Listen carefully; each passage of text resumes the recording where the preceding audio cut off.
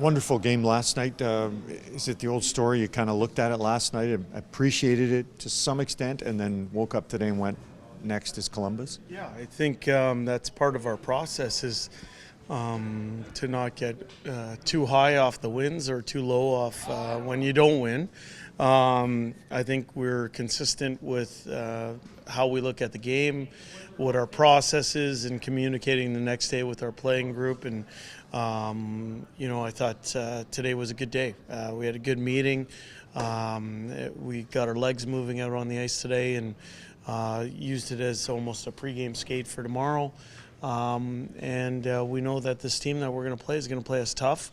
They have historically, and they're going to give us everything they can tomorrow. So we better be ready, and that started with a good day today. Is there something that they do, or is it just kind of how they play against an elite team that makes them a challenge? Yeah, I think they have a great work ethic. They have a bunch of people on their team that take pride in the work rate they bring to the arena. And tomorrow, as much as it's going to come down to X's and O's and strategy and that team tactics, that type of thing, it's going to start with our competition level to make sure that we're ready to play in a tough building versus a team that prides itself on its work ethic and competition level.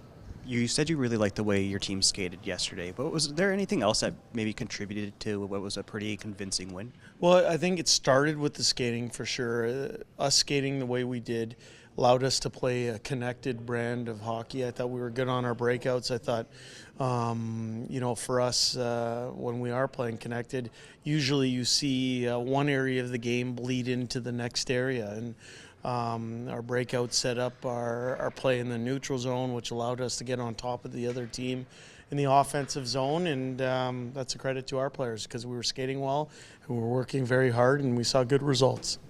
You talk about being ready for tomorrow. Yeah. Early start, 10:30 Edmonton time. How do you get off to a good start tomorrow and make sure that can happen? Well, I think our start tomorrow started today by making sure that we had a good day today.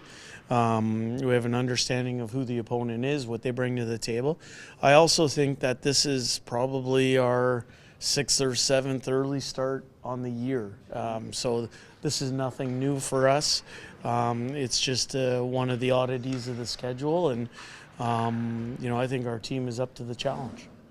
I'm not asking for your starter tomorrow in net, but does your goaltending rotation or situation change later in the season, or is it kind of the same approach as you would have had in October or November? Well, I think we're taking it one day at a time right now. The good news is the way the goalie rotation has kind of played itself out is that nobody's getting overtaxed. And I said this right from day one. We have a strong belief in both of our goaltenders that when we get into a game, it doesn't matter who's in the net. We have a belief that we have the opportunity to win that game.